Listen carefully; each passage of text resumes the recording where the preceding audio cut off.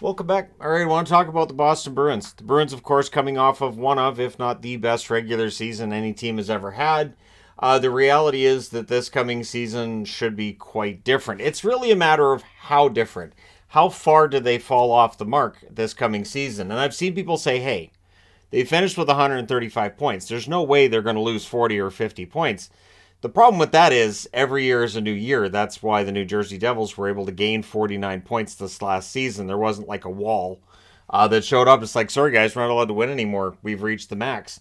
So it works that way in the other direction as well. The Bruins start this season 0-0-0 like everybody else. And they have some guys who are a little bit older in Marchand at 35. And for Marchand, the game he plays, he should still be a good performer into his late 30s. However, the offensive side of things usually will drop off for players once they reach that stage. They also bring in Van Riemsdyk and Shattenkirk. Both of them are 34 years of age. And Van Riemsdyk coming off of a couple of down years by his standards. And for Shattenkirk, he's a depth defenseman. So when you look at Boston, the thing that stands out is how many players they've lost. First off, Bergeron, who just retired, 78 games this past season. 27 goals, 31 assists, 58 points. But what Bergeron takes in his retirement is a lot of leadership, experience, and just that cool, calm, and collected demeanor that he had. Very, very hard to rattle Patrice Bergeron in game. And I think that did a lot for the team. And my favorite time with the Bruins would be, you have Chara and Bergeron, and you could see them in game going to players, settling them down, diffusing situations. And so they're going to miss that. So it's not just the offensive side of things, not just the perfection line is now gone, which I'm okay with that terminology being retired. But Bergeron himself being retired is a problem. And then there's Krejci, who we haven't heard an official retirement from him, but odds are that's where it's headed. 70 games, 16 goals, 40 assists, 56 points. So either Krejci likely retires, heads back over to play in Czechia, but either way, highly unlikely he's a Bruin, and I can't see him coming over after his season is done overseas should he go there. Because again, the Bruins I don't think are going to be in a position to compete for a Stanley Cup this year, at least not as a contender. But we'll talk about it. So Taylor Hall, 61 games, 16 goals, 20 assists, 36 points. He's off to Chicago. They needed cap space, so that did that for him. Hall's contract was a little bit pricey. Hall's production not quite where I think the Bruins would have wanted it to be this past season. But again, it's that whole idea of a death by 1,000 cuts. It's not that any one player necessarily cripples your team. Losing Taylor Hall doesn't hurt the Bruins that much, but on top of everything else, it does. Foligno also going to Chicago, 60 games, 10 goals, 16 assists, 26 points. I thought Nick Foligno had a nice bounce back season. His previous year was pretty miserable, but I thought it was a nice bounce back season for him. Connor Clifton, he's gone, 78 games, 5 goals, 18 assists, 23 points. I'm going to miss him on the blue line in Boston. And, defensive depth definitely takes a hit during the offseason. Nosek moves on as well, 66 games, 7 goals, 11 assists, 18 points. Orlov was a rental at the deadline. 23 games, 4 goals, 13 assists, 17 points. He was remarkable after that trade from Washington. Just Boston didn't have the cap space. If they'd had cap space, I think they would have kept everybody, including Bertuzzi. 21 games, 4 goals, 12 assists, 16 points. And he had a natural chemistry on the ice with Boston's forwards. It just worked. And if he has that same kind of chemistry in Toronto right out of the gate, I think Toronto fans are going to be quite happy with him being picked up. Garnet Hathaway. It was less successful with Hathaway, but he was playing a limited role. 25 games, 4 goals, 2 assists, 6 points. So 4 goals from all three, varying results from all three, and they're all gone. And then you look at the additions in the offseason. Now, I like Morgan Geekie. I do. But can he replace Bergeron or Krejci? No. 69 games with Seattle this year, 9 goals, 19 assists, 28 points. So again, a player that I like, hard worker, absolutely, but he's more in to replace Nosek. Lucic returns to Boston, 77 games this past year with Calgary, 7 goals, 12 assists, 19 points.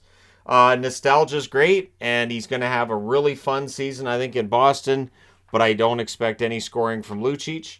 Van Riemsdyk, 61 games, 12 goals, 17 assists, 29 points with Philly. He's not the only Flyers player who had a down season, but it definitely seems like Van Riemsdyk's winding things down, signing a one-year deal with Boston and all of that. Patrick Brown, 61 games this past season, 4 goals, 8 assists, 12 points. Jesper Boquist. Boquist is an entertaining one here. 70 games, 10 goals, 11 assists, 21 points for New Jersey this past season. It will be interesting to see what kind of role he plays in Boston and what line he slots into, because he could very well be a fourth line center. He could end up playing on the third line. He's a good energy player. We'll see where he ends up. Shattenkirk, 75 games, 4 goals, 23 assists, 27 points for him this past season. I would expect in Boston with a more reduced role, his numbers probably take a bit of a dive. Ian Mitchell, acquired from Chicago, 35 games, 1 goal, 7 assists, 8 points. He'll get every opportunity to make the team. Anthony Richard comes over from Montreal, 13 games, 3 goals, 2 assists, 5 points. Depth forward. Jason Megna, basically, if the name is Megna, good, basically depth guy, and Megna, a forward, his brother, a defenseman, but this Megna, 55 games, 2 goals, 6 assists, 8 points. So when you look at all these players, you can see that they've added a lot of bodies to the lineup. They won't have a problem in having a 23-man roster, but you can see the huge drop-off in terms of just player by player by player, the talent that's been lost. So when I hear the comparisons and I hear, well, last year they had 135 points, they should still be a playoff team. I'm not sure. Now, they lost in the first round in 2022 as well as 2023.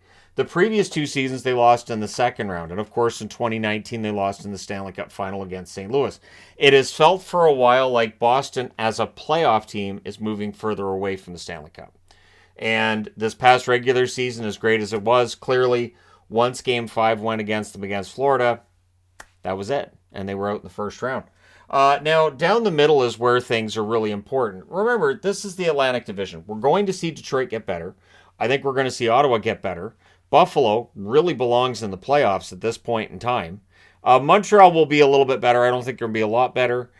Toronto is still right about the same. Tampa Bay is right about the same. And Florida, we saw what they could do in the playoffs. This is not an easy division by any stretch. So when you look at this potential center spot for Boston, it's tough. And this is why I think people are looking at the Bruins and saying, are they done?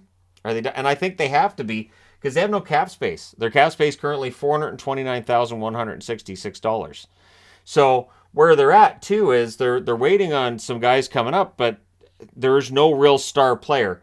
Fabian Lysell, 54 games, 14 goals, 23 assists, 37 points in Providence this past season. I mean, that's good, but does it mean that he's going to come up next season and produce a ton of points for Boston? Probably not. John Beecher, a former first-round pick with Providence this year, 61 games, 9 goals, 14 assists, 23 points. Beecher's a center. Lysell is a winger. So what do? Well, Zacha right now is probably the number one center, right? Yeah. 21 goals, 36 assists, 57 points for Zacha this past season. I like Zacha. I think he could be a solid number 2 center. I don't see him as a number 1. And for Charlie Coyle, probably best suited to being a number 3. 16 goals, 29 assists, 45 points. Working hard? Yes. But in terms of that top flight talent, star player, there isn't that center that can do that. You have Geeky down the middle. Brown, Boquist are centers as well. Megna, and then there's Mark McLaughlin. Now, McLaughlin may very well end up getting onto this roster. Boston's pretty good at finding players and developing players that can come up and play, but they need stars. And because they've been good for as long as they have, because they've traded as many draft picks as they have in recent seasons to try to stay at the top of the heap and to try to go for a Stanley Cup, the prospect pool is pretty shallow. The cupboard is kind of bare. And this is a season where it could start to really show, right? Just putting it out there. If Don Sweeney trades next year's first-round draft pick, I won't be happy because I have a feeling it could be a good one. Now, the channel seems to understand this. So I've been doing the votes on where viewers of the channel see teams finishing. And while most teams, it seems, people are going, yeah, no, they'll finish the same spot they did last year. People understand Boston's fallen off. 12% of the channel says first or second. 52% says third or fourth. 31% says fifth or sixth. That 31% could very easily be right. The 5% that say seventh or eighth, I would imagine most of those are going to be people who really don't like the Boston Bruins and really want to see them fail. But there's also going to be people who look at this lineup and especially look at it down the middle and say, how do they keep up in a very difficult Eastern Conference? The defense has to be great. and Ullmark has to replicate the season he had last year, and I don't see that happening. So this is not an official season preview. The official season previews will start on the 20th, but between now and the 20th, unless something changes with Boston, they may very well be a team that we can look at and say, playoffs could be a challenge this year. Maybe they're back down to being a number 2 wild card. Maybe they could end up being out if teams outside of the playoff picture from the 2022-2023 season get better. And so that's where it's going to be at. But I'd be interested to know your thoughts regarding what you think the Boston Bruins might be able to do. And with their depth down the middle, who do you think works there? And again, there are other forwards who are very good on the Bruins, but I don't see any of them as potentially being centers. And that has to be a position of strength if you want to compete in the East. At least I think that. But let me know your thoughts. Hit like and subscribe if you're browsing your way through. You just happened upon this video. Thank you guys so much for watching, for all your support. I will talk to you again soon.